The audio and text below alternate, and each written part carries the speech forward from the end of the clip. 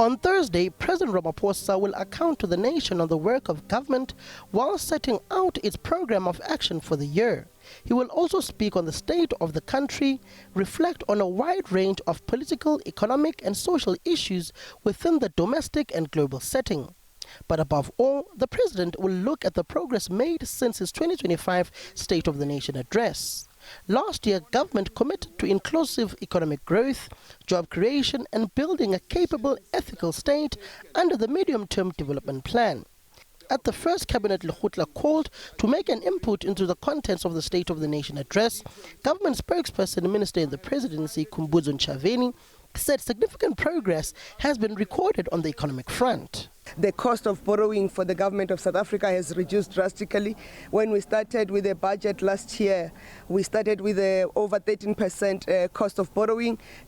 Today, as we sit, we are at 9%, showing that our fiscal prudence and fiscal management is strengthening, and the issues, that's what are we going to do. We've seen a year-on-year 2.1% growth on the GDP over the same period, and also we have seen in terms of the performance of the rand has stabilized. There are those who will want to claim that it has stabilized because of the problems in the US. No, it's stabilized because of the fiscal management that the country is doing. But despite an improvement in the economy, President Ramaphosa concedes the triple challenges of poverty, inequality and unemployment are still stubbornly high.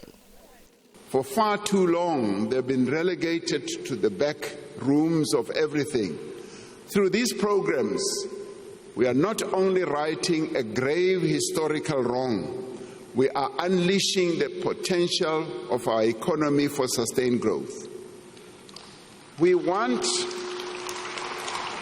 a nation where there is work for all, where every person can earn a decent living and realize their potential, where the rights of workers are protected and working conditions are improved, where women and men receive equal pay for work of equal value.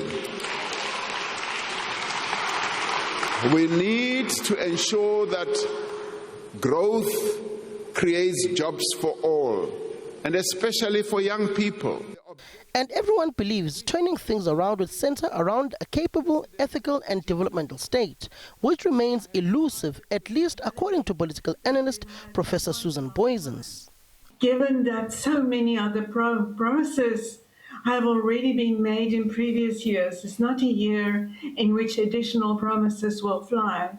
There's so much cynicism and disillusionment among the citizenry because the parades of promises have often come without much effect, limited effects here and there.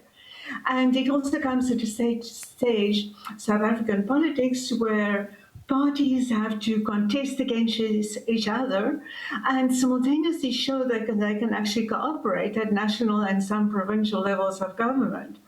So it is very demanding, and it comes at a time when we really need a fully capable, effective state. And we know that is one of the promises on which fulfillment has really been lacking. The state has not made much progress in terms of getting things done better, faster, if not at all. The President is also expected to speak on progress made in the last promise of growing the economy to over 3%, investing over 940 billion in infrastructure over 3 years, and creating a 20 billion rands transformation fund for small businesses. Samkele Masego, SABC News, Johannesburg.